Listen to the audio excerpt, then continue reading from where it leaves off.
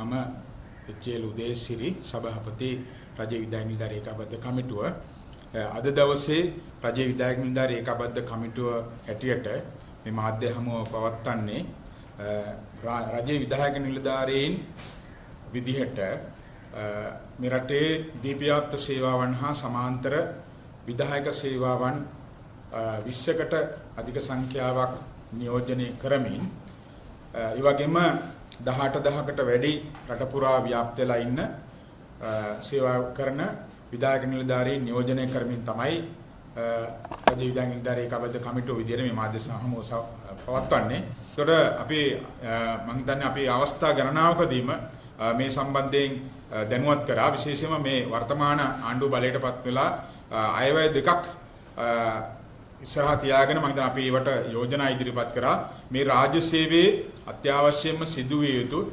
ප්‍රතිසංස්කරණයන් සම්බන්ධයෙන් මම හිතන්නේ ඒ සඳහා අපි පුළුල් වැඩපිළිවෙලක් ඉදිරිපත් කරා අපි ඒ සම්බන්ධයෙන් ජනාධිපතිතුමත් එක්ක අවස්ථා දෙකකදී සාකච්ඡා එල්ලුවා ඒ අයවැය දෙකේම කරුණු ඉදිරිපත් කරන්න විශේෂයෙන්ම අයවැයට ඇතුළත් විය යුතු බවට රජයේ විධායක නිලධාරී ඒකාබද්ධ කමිටුව විසින් හඳුනාගත්ත යෝජනා කරන ලද කරුණු සාකච්ඡා කරන්න. නමුත් කනගාටුවට කාරණේ අපිට එහෙම අවස්ථාවක් ලැබුණේ නැහැ. ඒ නිසා දැන් මේ නොවැම්බර් මාසයේ නැවත මේ 2027 අවුරුද්දට අදාළ අයවැය ඉදිරිපත් කරනවා.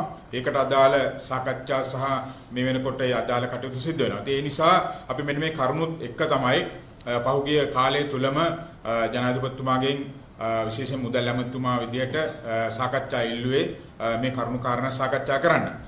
පහුගිය දැනට මාස එකහමාරකට විතර කලින් අපි ජනාධිපති කාර්යාලයට ගිහිල්ලා ජනාධිපති ජ්‍යෙෂ්ඨ අතිරේක ලේකම්වරයෙක් මුණ ගැහිලා මේ කරුණු කාරණා සාකච්ඡා කළා. අපි කිව්වා ජනාධිපතිතුමත් එක්ක මේ සම්බන්ධයෙන් සාකච්ඡාවක් අවශ්‍යයි කියලා. මොකද අපි හිතනවා මේ ඉදිරිපත් කරන කරුණු ඇත්තටම රාජ්‍ය සේවයේ උන්නතිය ප්‍රගමනය උදෙසා අවශ්‍ය වෙන කරුණු. ඒවා අපි ඊට පහළ සාකච්ඡා කරාට ඒවා අපි හිතනවා ඒවා නිසි පරිදි sannivedanaya වෙන්නේ නැහැ. ඒකට අවශ්‍ය කරන ප්‍රතිපත්තිමය තීරණ ගන්නෙ නැහැ කියන එක.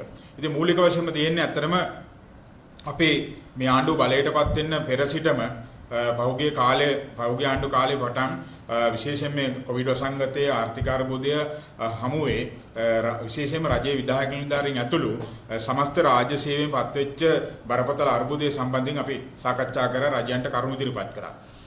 ඒ කරුණු සම්බන්ධයෙන් අපි දැනටත් කියනවා මොකද හේතුව මේ මෑත කාලේ ඇතිවෙච්ච නැවතවරක් ඇතිවෙච්ච ආර්ථික අර්බුදකාරී තත්ත්වය හැමේ විශේෂයෙන්ම රාජ්‍ය සේවයේ රාජ්‍ය නිලධාරීන් විධායක නිලධාරීන් බරපතල විදිහට අර්බුද ගණනාවකට පත් වෙලා තියෙනවා. ඉතින් ඒ වගේම විශේෂයෙන් අපි ගත්තොත් එහෙම අද වෙනකොට රාජ්‍ය නිලධාරීන්ට ජීවත් වෙන්න ප්‍රමාණවත් විදිහේ වැටුපක් නැති තත්යකට පත් වෙලා තියෙනවා. ඉතින් මම හිතන්නේ මේක අපි මේ ආණ්ඩුව බලයටපත් වෙන්න පෙර සිටම මේ සම්බන්ධයෙන් වෘත්ති අරගල දියත් කරා. ඒ කාලය තුල මම හිතන්නේ වර්තමාන රජයේ පැත්තෙන් ආණ්ඩුව පැත්තෙන් මේ ප්‍රශ්න විසඳන බවට අපිට කරුණු ඉදිරිපත් කරා සහ අපිට පොරොන්දු වුණා. ඉතින් කොහොම වුණත් අපි මේ දක්වා දැන් මේ අයවැය දෙකක් තිස්සේ මේ කරුණු වලට උත්තර ලැබිලා නැහැ. විශේෂයෙන්ම අද තමුන්නාසලා දන්නවා මේ වෙනකොට තියෙන රටේ මෑත කාලින මේ පහුගිය කාලය තුල අවස්ථා පහකදී තෙල් විශේෂයෙන්ම ඉන්ධන මිල වැඩි වීමත් එක්ක සියලුම රටේ භාණ්ඩාසේවල මිල මට්ටම දැඩි ලෙස ඉහළ ගිහිලා තියෙනවා. මේ තුල අර මාසික ස්ථාවර වැටුප් ලබන රාජ්‍ය නිලධාරීන් විදියට ඔවුන් බරපතල තත්ත්වයකටපත් වෙලා තියෙනවා විශේෂයෙන් උද්දමනයේ හමුවේ. මේ නිසා ඔවුන්ගේ වැටුප බරපතල විදියට අවප්‍රමාණ වෙලා තියෙනවා. ඒක සමස්ත රාජ්‍ය සේවයටම බලපාන ප්‍රශ්නයක් වෙලා තියෙනවා. අද වෙනකොට දරිද්‍රතා රේඛාවේ අගය වෙලා තියෙන්නේ රුපියල් 68000ක් මාසිකව. මාසිකව රුපියල් 68000ක් දරිද්‍රතා රේඛාවේ අගය. එතකොට නමුත් රාජ්‍ය සේවයේ අවම කියන්නේ පහළ නැත්නම් කනිෂ්ඨ නිලධාරීක වැටුප වෙලා තියෙන මාසයකට රුපියල් 38000. එතකොට ඔබට තේරෙනවා මේකේ බරපතල தත්ත්වය. ඒ අය කොහොමද විතර 2027 ජනවාරි 1 වෙනිදා තමයි ඒ අයගේ රුපියල් යන්තම් රුපියල් 40000 බවට වැටුපපත් වෙන්නේ. ඒතකොට මේට සාපේක්ෂව තමයි විධායක නිලධාරීන් දක්වා මේ වැටුප් පරිමාණයන් ගමන් කරන්නේ. එතකොට මෙන්න මේකට තමයි අපි පහුගිය දවස්වල ජනාධිපතිතුමාට ටෙලිමේල් යැවීමේ වෘත්ති සමිති ක්‍රියාමාර්ගයක් විදියට අපේ සියලුම සේවාවන් ඒකාබද්ධ වෙලා මේ ප්‍රශ්නෙට උත්තරයක් දෙන්න. නැත්නම් මේ සඳහා ජනාධිපතිතුමාගේ සාකච්ඡාවක් අපි ඉල්ලා සිටියේ මේ ප්‍රශ්නේ දෙන්න. එතකොට ඒ වගේම අපි ඉල්ලුවා මේ දැන් අපි දන්නවා පහුගිය දැන් සති දෙකකට කලින් අර අපි ගෙනිච්ච උත් සමිති ක්‍රියාමාර්ගයට පස්සේ මම හිතන්නේ ජනාධිපති ලේකම්තුමා ප්‍රකාශයට පත් කළා ගැසට් නිවේදනය මගින් වැටුප් කොමිෂන් එකක් පිහිටවන්න වැටුප් විශ්‍රාම වැටුප් කොමිෂන් එකක්.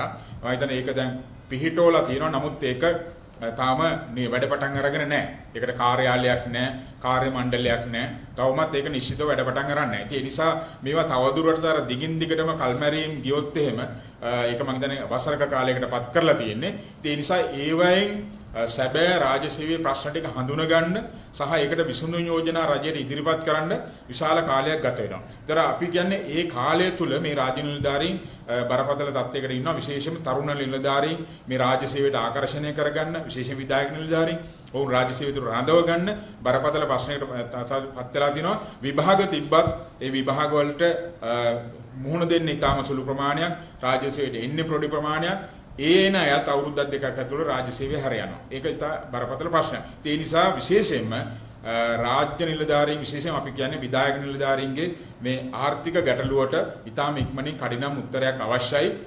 වැටුප් කමිෂන් එකකින් මේවා අධ්‍යයනය කළා නිර්දේශ අරගෙන ඊළඟ අයවැයකින් ඒ විසඳුම් දෙනකම් අතුරු අන්තර්දීමනාවක් විදිහට හරි වැටුප් පැඩවීමක් අවශ්‍යයි කියන එක අපි මේ මොහොතේ රජයට ඉදිරිපත් කරනවා. ඒ වගේම අපි දන්නවා මේ රටේ රාජ්‍ය සේවයේ විශේෂයෙන්ම බඳවා ගැනීම සහ උසස් වීම ඔය සියල්ල කරන්නේ රාජ්‍ය කොමිසම සභාවත් හරහා පහුගිය කාලේ ඇතිවෙච්ච ප්‍රශ්න ඒවා හිතාමතා ඇති කර ප්‍රශ්න උඩ රාජ්‍ය සේවය විශේෂයෙන්ම මේ දෙපාර්තමේන්තුගත විධායක සේවාවන්ට බරපතල උසස් වීම විෂමතාවයක් ඇති වෙලා තියෙනවා.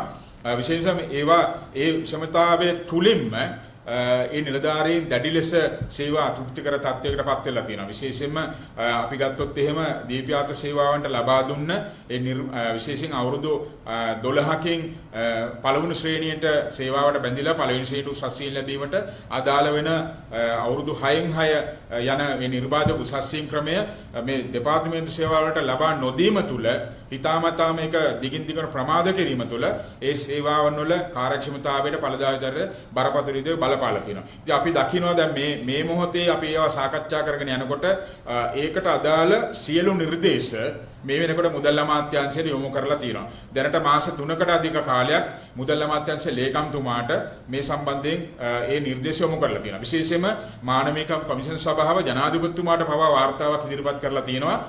මේ තුල බරපතල අසාධාරණයක් වෙලා තියෙනවා. මේක නිවැරදි කරන්න කටයුතු කරන්න කියන. හැබැයි අපිට කනගාටුවට කාරණේ මුදල් අමාත්‍යාංශ ලේකම්තුමා මේ දක්වා ඒක අමාත්‍ය මණ්ඩලයට ප්‍රතිපත්තිමය තීරණය ගැනීම සඳහා ඉදිරිපත් කළා නැහැ. ඒතකොට අපි දැක්කේ නැහැ මේ ආකාරයට මේ සියලු නිර්දේශ ලැබිලා තියෙද්දි ඒක හිතාමතාම ප්‍රමාද කරන්න හේතුව මොකක්ද කියන. ඉතින් මේ සම්බන්ධයෙන් අපි නියෝජ්‍ය අමාත්‍යවරුන් එක්ක සාකච්ඡා කරා. ඉතින් ඒ අය කියන්නේ මේක අපි කරනවා නමුත් දිනවක් කවණු කියන්න බෑ කියන එක. ඉතින් ඒක අපි දකින්න එක වගකීම් විරහිත ප්‍රකාශයක් විදියට මොකද හේතුව අපි රාජ්‍ය සේවයේ නැත්නම් මේ පරිපාලන තැන්වල එහෙම නැත්නම් අපි විශේෂයෙන්ම ප්‍රතිපත්ති සම්පාදනයේ වගකීම් ගත්ත අය විදිහට නිශ්චිත වෙන්න ඕනේ ඒ කරුණු කාරණා සහ ඒ රාජ්‍ය සේවයට විශේෂයෙන් රාජ්‍ය නිලධාරීන්ට විශ්වාසයක් ඇති වෙන විදිහේ ප්‍රකාශ තමයි නිකුත් කරන්නේ. ඒ නිසා අපි විශේෂයෙන්ම මේ වෙලාවේ කියන්නේ විශේෂයෙන් ජනාධිපතිතුමාටත් කියන්නේ දැනට මුදල් අමාත්‍යාංශය තුල මේ හිර වෙලා තියෙන නැත්නම් මේ ප්‍රතිපත්තිමය තීරණය ගැනීම ප්‍රමාද වෙලා තියෙනවා. ඒ නිසා මේක කඩිනමින් මේ ප්‍රතිපත්තිමය තීරණය අරගෙන ඒ සේවාවන් වල ගැටලු ටික උසස්වීම් ගැටලු විසඳන්න. එතකොට ඒ අයගේ දායකත්වය මම හිතන්නේ සේවාවන් වලට ලැබෙයි. මොකද ඒ සේවා අතෘප්තිකර තත්ත්වයේ නිලධාරීන් රඳවගෙන රාජ්‍ය සේවය කාර්යක්ෂම කරන්න බෑ. ඒ වගේම තියෙන ප්‍රශ්නේ තමයි අපි දකිනවා පහුගිය පෙබරවාරි 25 වෙනිදා මේ රටේ ශ්‍රේෂ්ඨාධිකරණය ඊටාම ඓතිහාසික වැදගත් තීරණයක් ලබා දුන්නා.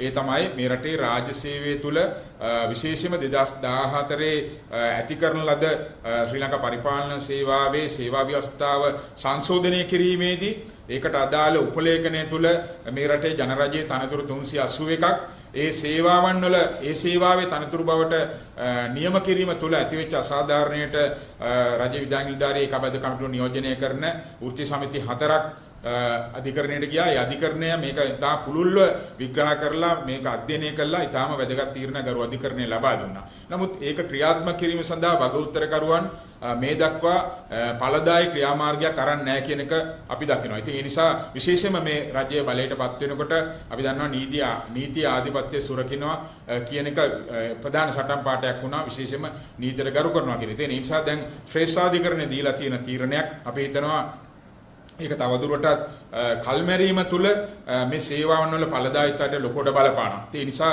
අපේ ජනාධිපතිතුමාන් ඉල්ලා සිටින්නේ මේ අධිකරණ තීරණය හරහා යෝජනා කරලා තියෙන නැත්නම් නිර්දේශ කරලා තියෙන ඒ රාජ්‍ය සේවයේ ප්‍රගමණයට නැත්නම් රාජ්‍ය සේවයේ කාර්යක්ෂමතාවයට ඉතාම වැදගත් වෙන මේ නිර්දේශ කඩිනමින් ක්‍රියාත්මක කරන්න අවශ්‍ය කරන වැඩපිළිවෙල හදන්න කියන ඉල්ලීමත් අපි මෙහිමත කරනවා. ඒ වගේම අපි පහුගිය කාලේ මේ උද්ඝෝෂණ ක්‍රියාමාර්ග හරහා ගෙන ගිය එකක් තමයි රජයේ විධායක නිලධාරීන්ට විශේෂයෙන්ම මේ තරුණ නිලධාරීන් මේ රාජ්‍ය සේවයට ආකර්ෂණය කරගන්නත් ඔවුන් රඳව ගන්නත් බරපතල ප්‍රශ්නයක් අපිට ඇති වෙලා තියෙනවා. ඒ නිසා ඒකේ විසඳුමක් විදිහට මීට පෙර යෝජනා කරලා තිබුණු සහ කැබිනට් අනු කමිටුවක් වගේ යෝජනා කරලා රාජ්‍ය පරිපාලන අමාත්‍යාංශයේ ලේකම්වරයා විසින් කෙටුම්පතක් හදලා මුදල් අමාත්‍යාංශයේ ලේකම්වරයාට යොමු කරලා තියෙනවා. මේ විධායක නිලධාරීන් සඳහා දැනට ප්‍රවාහන දීමනාවක් හෝ ප්‍රවාහන පහසුකම් නොලබන විධායක නිලධාරීන් සඳහා ප්‍රවාහන දීමනාවක් දෙන්න. මේ වගේ යෝජනා ගණනාවක් තියෙනවා. ඒ නිසා අපි පහුගිය අයවැය දෙකේම උත්සාහ කරේ මේ සම්බන්ධයෙන් ජනාධිපතිතුමත් එක්ක සාකච්ඡා කළා යම් සුබවාදී තැනකට එන්න. නමුත් දිගින් දිගටම ඒක නොලැබුණා. ඒ නිසා අපි පහුගිය කාලේ ඇමතිවරු කීප දෙනෙක් හම්බ වෙන්න උත්සාහ කරා මේ සම්බන්ධයෙන් සාකච්ඡා කරන්න. සමහරුත් එක්ක සාකච්ඡා කරලා ඉදිරිපත් කරා. නමුත් ඒවා ක්‍රියාත්මක වෙන්නේ නැහැ. ඒ නිසා දැන් මම හිතන්නේ අපි දිගින් දිගටම මේ නොසලකා හැරීමක් වෙනවා දෝ කියන ප්‍රශ්නයක් මෙතන දකිනවා. ඇයි රජයේ විධායක නිලධාරී ඒකාබද්ධ කමිටුවට මේ සාකච්ඡාව සඳහා අවස්ථාවක් නොදෙන්නේ කියලා. ඒ නිසා පහුගිය අපේ ජනාධිපති අතිරේක ලේකම්තුමත් එක්ක කරපු සාකච්ඡාවෙන් අනතුරුව අපි බැලුවේ සාධාරණ කාලයක් දීලා මේ සම්බන්ධයෙන් කතා කරන්න. පහුගිය සතියේ නෙමෙයි ඊට කලින් සතියේ අපි ටෙලිමේල් යැවීමේ උපසමිති ක්‍රියාමාර්ගයේ ගත්තෙත් මේ සම්බන්ධව අවධානය යොමු කරන්න. ඒ නිසා අපි දකිනවා පහුගිය කාලේ රජයන් ඇත්තටම දැක්කෝ මේ ප්‍රශ්න විසඳනවා වෙනුවට මේ ප්‍රශ්න කල්මැරීමේ ස්වරූපයක් අපි දැක්කා. ඒවා අපි ඇත්තටම අපි දැක්කා අපි කොච්චර සාකච්ඡා කරත් ඒවා අර අනාගතයේ ප්‍රශ්න ගෙනින්න තත්ත්වයක් අපි දැක්කා. ඒ නිසා තමයි මේ විධායක නිලධාරී ඒකාබද්ධ කමිටුව මූලික වෙලා මේ රාජ්‍ය සේවයේ බරපතල වැඩ වර්ජන මේ සහ උරුසමිති ක්‍රියාමාර්ග ගෙනිච්චි. හරි. ඒ වගේම වර්තමාන ආණ්ඩුවේ ප්‍රධානීන් එක්කත් අපි මේ අයවැයට මේ ආණ්ඩු බලයටපත් වීම ප්‍රථම මේ සම්බන්ධව සාකච්ඡා කරා. හරි. ඒ නිසා දැන් තවදුරටත් අපි දකින්නේ ඒ පීල්ලෙම යන ගතිය. ඒ පීල්ලෙම මේ වර්තමාන ආණ්ඩුවත් අර මේ ප්‍රශ්න වලට උත්තර දෙනවා වෙනුවට සාකච්ඡා කරන වෙනුවට මේ ප්‍රශ්නේ ඒ ටික එහෙමම තියාගෙන යනවද කියන ප්‍රශ්නේ අපි දකිනවා. සහ රාජ්‍ය සේවයේ සැබෑ ප්‍රශ්න ටික හඳුනගෙන නැහැ කියන එක තමයි අපිට දකින්න තියෙන්නේ. ඒ නිසා මම හිතන්නේ ඔය වැටුප් කමිෂන් එක පත් කිරීම විශ්‍රාමයට කමිෂන් එක පත් කිරීම පමණක් ප්‍රමාණවත් නැහැ. ඒක කඩිනමින් ක්‍රියාත්මක කළා ඒකට අවශ්‍ය කරන පහසුකම් දීලා මේ රාජ්‍ය සේවයේ ඉන්න සියලු දෙනා නියෝජනය කිරීමේ ඒ අවශ්‍ය කරන යෝජනා අරගෙන ඒකට නිර්දේශයක් යන්න ඕනේ. ඒ නිසා අපි තවදුරටත් දැන් මේ තුන්වෙනි ආයවැය මේ රජයේ ඉදිරිපත් කරන්නේ. ඒ නිසා අපිට තියෙන වගකීමක් අපේ සමාජිකත්වයට වගේම මේ රාජ්‍ය සේවයේ ප්‍රගමණය වෙන්නේ මේ රාජ්‍යය පවත්වා ගැනීමේ ගැටලු ටිකක් අපිට තියෙනවා. ඒවා අපි දකිනවා. ඒ නිසා ඒන අපේ සමාජිකත්වයේ දැඩි ලෙස ඉල්ලීම් කරනවා කෙසේ හෝ මේ සම්බන්ධයෙන් රජයත් එක්ක සාකච්ඡා කරලා මේ විසඳුම් යෝජනා ක්‍රියාත්මක කරගන්න තැනට එන්න කියලා. ඒ නිසා අපි අද මේ මාධ්‍ය සාකච්ඡාවේදී අපි පැහැදිලිව කියන්නේ අපි දිගින් දිගටම අපේ ජනාධිපතිතුමත් එක්ක සාකච්ඡා ඉල්ලුවා. ජනාධිපති ලේකම්තුමත් එක්ක සාකච්ඡා ඉල්ලුවා. නමුත් ඒවා ලැබිලා නැහැ. ඉතින් ඒ தත්ත්වය තුල අපිට අකමැත්තෙන් වුණත් ඊළඟ ක්‍රියාමාර්ග විදිහට අපි උසම ක්‍රියාමාර්ග වලට යන්න සිද්ධ වෙනවා. ඒ නිසා අපේ ලබන සඳුදා වෙනකන් අපි අත්‍තරම රජයේ පැත්තෙන් මේ සම්බන්ධයෙන් සාකච්ඡාවක් සඳහා යහපත් ප්‍රතිචාරයක් ලැබෙයි කියන එක අපි සංවිධානයක් විදිහට බලාපොරොත්තු වෙනවා. එහෙම නැති වුණොත් අත්‍තරම අකමැත්තෙන් වුණත් මම හිතන්නේ අපිට වෘත්ති සමිති ක්‍රියාමාර්ග වලට යන්න සමාජිකත්වයේ විසින් බල කරනවා. සහ ඒ සම්බන්ධයෙන් අපේ සංවිධාන වලින් විශේෂයෙන්ම සංවිධානවල විධායක සභාවල ඒ සම්බන්ධයෙන් සාකච්ඡා කරලා අපේ ඒකාබද්ධ කමිටුව විදිහට අපි තීරණයක් අරගෙන තියෙනවා. මොකද හේතුව අපේ සාකච්ඡා එල්ලීම පමණක් ප්‍රමාණවත් නැත්නම් මම හිතන්නේ සාකච්ඡාවක් ලබා ගැනීම සඳහා වන වෘත්ති සමිති ක්‍රියාමාර්ග වලට යන්න අපි තීරණය කළා තියෙනවා. ඒකට අපිට අකමැත්තෙන් වුණත් යන්න සිද්ධ වෙනවා.